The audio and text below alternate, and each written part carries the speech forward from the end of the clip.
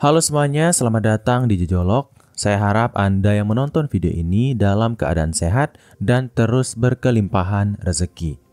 Jadi di video kali ini kita akan membahas tentang tangga kekayaan, yang mana berfungsi sebagai peta atau map untuk mengetahui kita sedang berada di kekayaan yang mana dan apa yang harus kita lakukan ke depannya untuk bisa mencapai tangga yang lebih tinggi. Jadi untuk memulai, mari bayangkan Anda sedang berdiri di atas sebuah menara tinggi yang menjulang ke langit. Di puncaknya terbentang kebebasan, ketenangan, dan kekayaan dalam arti yang sesungguhnya. Tapi jalan menuju ke sana tidak pernah lurus, tidak pernah datar, dan tidak bisa ditempuh dengan sekali lompatan. Ia terdiri dari 8 tangga, tangga-tangga yang terlihat samar bagi mereka yang belum tahu, tapi jelas dan kokoh bagi mereka yang memahami pola permainannya. Banyak orang hidup di bawah bayang-bayang kesibukan, kejar target harian, berjuang dari satu penghasilan ke penghasilan berikutnya, tanpa pernah benar-benar tahu apakah mereka sedang memanjat tangga kekayaan, atau hanya berjalan di treadmill kehidupan. Mereka merasa sibuk, merasa produktif, tapi ketika ditanya sebenarnya kamu sekarang ada di level berapa dalam perjalanan keuanganmu, mereka terdiam, tidak tahu harus menjawab apa. Video ini hadir bukan untuk memberi janji palsu atau motivasi kosong, melainkan untuk membuka peta, menyodorkan cermin, dan menunjukkan bahwa jalan menuju kekayaan yang sejati, yang stabil, yang tahan krisis, bukan hanya mungkin, tapi bisa ditapaki siapa saja, asal tahu caranya dan lebih penting lagi, tahu posisi awalnya di mana. 8 tangga kekayaan yang akan kita bahas bukan sekedar teori, ia adalah hasil pengamatan panjang terhadap pola hidup orang-orang yang naik kelas secara finansial. Dari nol hingga mandiri, dari mandiri hingga kaya, dari kaya hingga mampu menciptakan warisan. Kita mulai dari tangga yang pertama. Jadi tangga pertama adalah bertahan hidup. Ini adalah fase paling dasar tempat di mana banyak orang memulai. Di tangga ini, pertanyaan sehari-hari bukan tentang investasi, bukan tentang aset, apalagi tentang pensiun dini, tapi soal bertahan hidup. Makan hari ini cukup atau tidak? Uang untuk besok masih ada atau sudah habis? Di titik ini uang datang cepat dan pergi lebih cepat. Bayangkan seorang buruh harian yang dibayar setiap sore. Uangnya langsung digunakan untuk membeli makan malam, bayar hutang ke warung sebelah, atau sekedar membeli pulsa agar bisa tetap dihubungi esok hari. Tidak ada tabungan, tidak ada rencana jangka panjang, yang ada hanya bagaimana saya bisa hidup sampai besok. Banyak orang terjebak di tangga ini bertahun-tahun, bukan karena mereka malas, tapi karena penghasilan mereka terlalu kecil untuk menyisakan ruang bernafas. Semua yang didapat langsung ludes, dan kalaupun bisa menabung 1.000, 2.000, seringkali hilang karena kebutuhan mendadak atau krisis kecil yang terasa seperti bencana besar. Kesalahan umum di tangga ini adalah mengandalkan keberuntungan. Mungkin besok ada rezeki nomplok, siapa tahu ada orang baik yang bantu. Pikiran seperti ini membuat seseorang pasrah dan tidak bergerak mencari pintu keluar.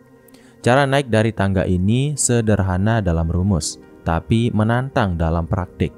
Tambahkan pemasukan, tekan pengeluaran. Kalau satu pekerjaan tidak cukup, cari tambahan. Kalau pengeluaran tidak bisa ditekan lagi, maka penghasilan harus digenjot. Meski hanya sedikit, tabungan harus mulai dibiasakan. Di tangga ini Rp1.000 disisihkan bisa jadi pondasi mental untuk naik ke tangga berikutnya. Kemudian tangga kekayaan yang kedua adalah cukup untuk kebutuhan dasar.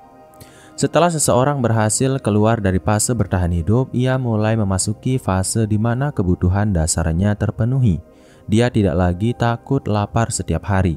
Tagihan listrik tidak lagi jadi momok setiap bulan. Ada gaji tetap, ada penghasilan teratur, dan ada rasa aman untuk kebutuhan pokok. Tapi di sini muncul jebakan baru, yaitu kenyamanan semu. Banyak orang merasa saya sudah cukup, padahal yang mereka miliki hanyalah kestabilan yang rapuh. Tidak ada dana darurat, tidak ada tabungan kesehatan. Jika mendadak di PHK, mereka bisa kembali ke tangga pertama dalam hitungan minggu. Fase ini sering disebut sebagai zona nyaman finansial, bukan karena aman, tapi karena tidak terasa mendesak. Penghasilan cukup, hidup bisa berjalan, tapi apakah ada pertumbuhan? Apakah ada sisa untuk masa depan? Tidak selalu. Contoh yang sangat umum adalah pegawai kantoran yang bergaji tetap, tapi semua gajinya habis setiap bulan. Mereka merasa mapan karena bisa beli kopi setiap pagi dan nonton bioskop setiap akhir pekan. Tapi mereka lupa, kenyamanan saat ini bisa berubah dalam sekejap jika tidak ada perisai keuangan yang disiapkan. Cara naik dari tangga ini adalah dengan membangun pondasi finansial. Dana darurat minimal 3 bulan pengeluaran. Asuransi dasar untuk kesehatan, dan mulai membiasakan diri menyisihkan uang untuk investasi. Tujuannya bukan untuk jadi kaya mendadak, tapi agar jika badai datang, kapal keuangan kita tidak langsung karam. Kemudian tangga yang ketiga adalah tangga stabil dan terorganisir. Tangga ketiga ini adalah ketika seseorang tidak hanya cukup, tapi juga mulai tertata. Mereka punya anggaran, mereka tahu kemana uangnya pergi. Mereka tidak lagi hidup berdasarkan insting, tetapi berdasarkan rencana. Di titik ini, seseorang biasanya sudah punya dana darurat, asuransi dasar sudah aktif, investasi kecil-kecilan sudah berjalan, entah dibentuk emas, reksadana, atau properti kecil. Tapi yang paling penting, mereka sudah mulai paham, uang bukan sekedar alat tukar, tapi alat kendali. Contoh sederhana yaitu seseorang yang tahu bahwa setiap awal bulan 20% penghasilan langsung masuk ke rekening tabungan, lalu 10% masuk ke instrumen investasi. Saya ulang, contoh sederhananya adalah seseorang yang tahu bahwa setiap awal bulan 20% penghasilan langsung masuk ke rekening tabungan, lalu 10% masuk ke instrumen investasi. Saya harap Anda sudah menerapkan hal ini. Sisanya digunakan untuk hidup. Pola ini membuat uang tidak hanya datang dan pergi, tapi juga bekerja. Kesalahan umum di fase ini adalah terlalu cepat merasa pintar, merasa sudah tahu banyak soal keuangan, lalu mulai tergoda untuk ikut-ikutan tren. Katanya si A untung besar dari bisnis ini, katanya si B cuan besar dari investasi itu. Lalu mereka terjun tanpa riset dan malah merugi. Kunci naik dari tangga ini adalah disiplin dan peningkatan literasi keuangan. Mulai membaca buku tentang manajemen uang, mulai mengikuti diskusi atau konten edukatif, dan yang paling penting, mempertahankan pola teratur dalam jangka panjang. Karena kekayaan bukan hasil dari keputusan besar yang sekali ambil, tapi dari kebiasaan kecil yang konsisten dilakukan. Kemudian tangga yang keempat adalah produktif dan bertumbuh. Di tangga ini, uang tidak hanya datang dari satu sumber. Penghasilan mulai bertambah dari hasil kerja keras dan dari hasil aset yang bekerja. Ada pendapatan pasif, meski kecil, ada usaha sampingan, atau portofolio investasi yang mulai memberi imbal hasil.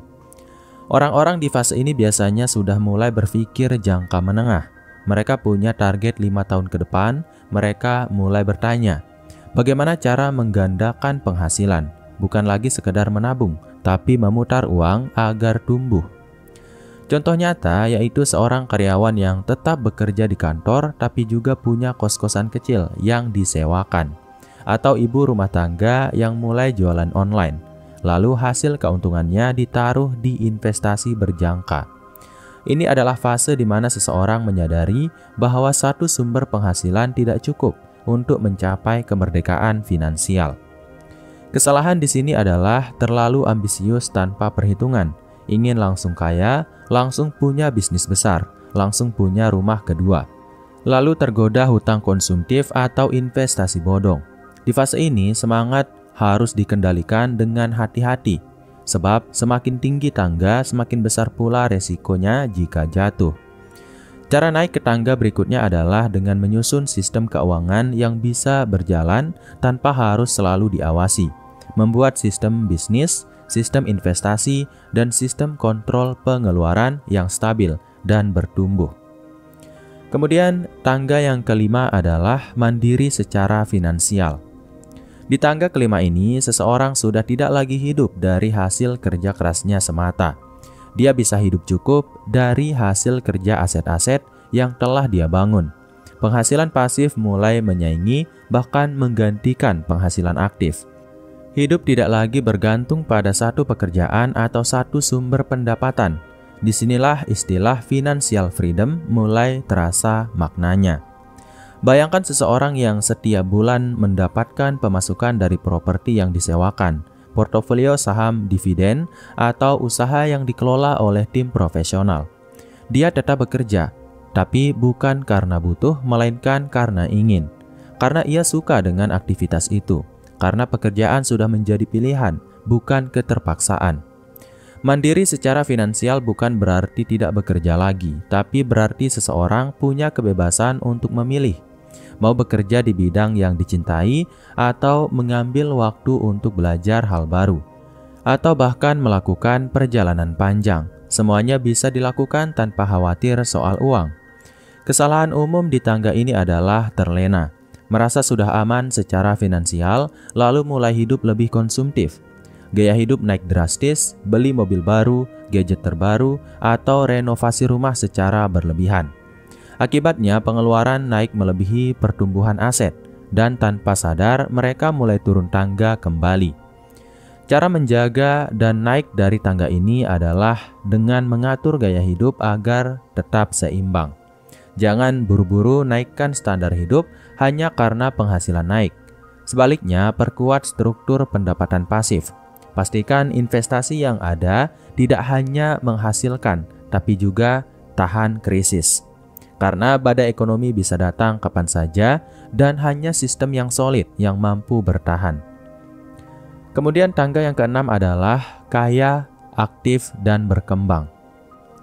Di fase ini seseorang bukan hanya mandiri, tapi juga mampu membangun kekayaan yang terus berkembang. Penghasilan jauh melebihi pengeluaran, investasi berkembang pesat, bisnis berjalan lancar, dan yang paling penting, ia mulai menciptakan dampak yang lebih besar. Orang di tangga ini sering kita lihat sebagai pengusaha sukses, investor kawakan, atau profesional berpenghasilan tinggi yang tetap hidup sederhana dan produktif. Mereka bukan hanya menghasilkan uang, tapi juga tahu bagaimana menumbuhkan, melindungi, dan mengelolanya. Ilustrasi sederhananya seperti ini.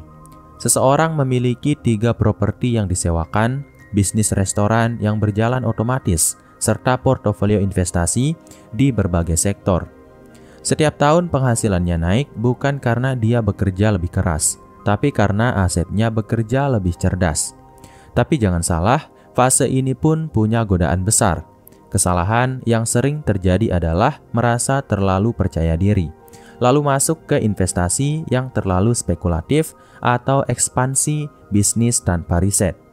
Beberapa orang justru bangkrut di tangga ini karena salah langkah, walaupun sebelumnya sudah mapan. Maka di fase ini penting sekali untuk memiliki tim penasehat keuangan, akuntan, atau mitra profesional. Jangan lakukan semuanya sendiri. Kembangkan kapasitas berpikir strategis dan delegasikan hal-hal operasional kepada orang yang kompeten. Dengan begitu, pertumbuhan kekayaan bisa lebih stabil dan berkelanjutan. Kemudian tangga yang ketujuh adalah kaya yang bermakna. Kekayaan sejati bukan hanya soal angka di rekening atau banyaknya properti. Di tangga ketujuh ini, seseorang mulai memikirkan dampak dari kekayaannya terhadap orang lain. Ia mulai bertanya, untuk apa semua ini? Dan bagaimana kekayaan ini bisa menjadi manfaat bagi orang lain, bukan hanya diri saya sendiri. Di titik ini, banyak orang mulai membangun yayasan, membuat beasiswa, membantu UMKM, atau berkontribusi dalam pembangunan komunitas. Ia sadar bahwa kekayaan adalah alat, bukan tujuan, dan alat yang baik harus digunakan untuk menciptakan perubahan positif. Contoh nyata, seseorang yang membangun pusat pelatihan gratis untuk anak muda agar bisa belajar keterampilan praktis dan mendapatkan pekerjaan yang layak. atau seorang investor yang mendanai petani lokal dengan skema yang adil agar mereka bisa naik kelas. Kekayaan bermakna bukan berarti harus jadi dermawan besar, tapi lebih kepada kesadaran bahwa kita tidak hidup sendiri, bahwa ada banyak orang di luar sana yang bisa terbantu jika kita mau membuka sebagian dari yang kita punya. Kesalahan di fase ini adalah menggunakan kegiatan sosial hanya sebagai citra, beramal agar terlihat baik, bukan karena memang ingin memberi dampak. Maka penting sekali menjaga niat, membangun transparansi, dan memilih kontribusi yang benar-benar dirasakan manfaatnya oleh masyarakat. Naik ke tangga berikutnya berarti bukan hanya memberi, tapi juga meninggalkan warisan. Bukan hanya materi, tapi juga nilai, pemikiran, dan sistem. Kemudian tangga yang ke-8 adalah legasi dan warisan. Inilah tangga tertinggi dalam perjalanan kekayaan. Di titik ini, seseorang tidak lagi memikirkan hanya dirinya sendiri, atau bahkan generasi langsung setelahnya. Ia mulai merancang warisan jangka panjang, legasi yang akan tetap hidup bahkan setelah dia tiada. Warisan bisa berupa harta tentu saja, tapi juga bisa berupa sistem keluarga, nilai hidup, kebiasaan baik, dan struktur keuangan yang berkelanjutan. Orang-orang di tangga ini membangun trust fund, menyusun wasiat, menulis buku, atau membangun institusi. Tujuan mereka bukan hanya mempertahankan kekayaan keluarga, tapi memastikan nilai-nilai kebaikan tetap diteruskan. Bahwa anak cucu bukan hanya menerima uang, tapi juga menerima ilmu dan arah. Ilustrasinya adalah seorang pebisnis sukses yang mengajarkan anak-anaknya cara berpikir strategis sejak dini. Dia tidak hanya memberi mereka modal usaha, tapi juga mengajarkan cara membaca pasar, memahami manusia, dan mengelola resiko. Dia tidak hanya memberi pancing, tapi juga menunjukkan bagaimana mencari ikan di laut yang semakin kompleks. Kesalahan di tangga ini adalah merasa bahwa harta cukup untuk menjadi warisan, padahal tanpa nilai, harta bisa hilang dalam satu generasi. Tanpa sistem yang benar, kekayaan bisa jadi sumber konflik keluarga. Untuk benar-benar meninggalkan legasi, seseorang harus menyusun sistem yang bisa berjalan tanpa kehadirannya. Pendidikan bagi ahli waris, pengaturan legal, serta nilai-nilai yang ditanamkan melalui contoh nyata adalah kunci. 8 tangga kekayaan ini bukan garis lurus yang selalu naik. Ada kalanya seseorang jatuh dari tangga ketiga ke tangga pertama. Ada kalanya seseorang meloncat dari tangga keempat langsung ke keenam karena peluang luar biasa. Tapi yang pasti pemahaman akan posisi kita saat ini akan membantu kita menentukan langkah berikutnya. Yang lebih penting dari cepat atau lambat adalah sadar. Sadar bahwa kita sedang berada di mana. Sadar bahwa kekayaan sejati bukan sekedar punya banyak, tapi tahu bagaimana menggunakan yang kita punya untuk memberi makna. Sadar bahwa jalan menuju puncak selalu terbuka, asal kita bersedia belajar, bekerja, dan bertumbuh. Jika Anda saat ini masih berada di tangga pertama atau kedua, tidak ada yang salah. Itu adalah awal yang valid. Tidak semua orang terlahir di tangga kelima, tapi semua orang bisa naik selangkah demi selangkah, asal tidak berhenti berjalan. Dan jika Anda sudah berada di tangga ke-6 atau ke-7, saatnya melihat ke bawah. Ada jutaan orang yang sedang berusaha naik. Ulurkan tangan, bantu mereka, karena pada akhirnya kekayaan terbesar bukan yang kita miliki, tapi yang kita bagi untuk menciptakan dunia yang lebih baik. Perjalanan menuju kekayaan bukan tentang seberapa cepat Anda mencapai puncak, tapi seberapa bijak Anda melangkah dan seberapa banyak yang bisa Anda bawa ikut bersama Anda dalam perjalanan itu. Jadi mungkin itu dulu untuk video kali ini. Saya harap video ini bisa bermanfaat untuk kamu dan kita semua. Jadi jangan lupa untuk subscribe di channel ini agar saya bisa terus bersemangat untuk membuat 2 video setiap hari tentang keuangan dan cara untuk menjadi lebih kaya dan lebih terkontrol secara finansial ke depannya. Jangan lupa juga untuk share video ini ke teman-teman Anda atau ke keluarga agar banyak orang yang bisa paham apa yang harus mereka lakukan sekarang terhadap keuangan mereka. Agar mereka paham mereka sedang berada di tangga kekayaan yang mana, sehingga kedepannya mereka tahu apa yang harus dilakukan dan apa yang harus dihindari. Sekian dari video kali ini. Wassalam.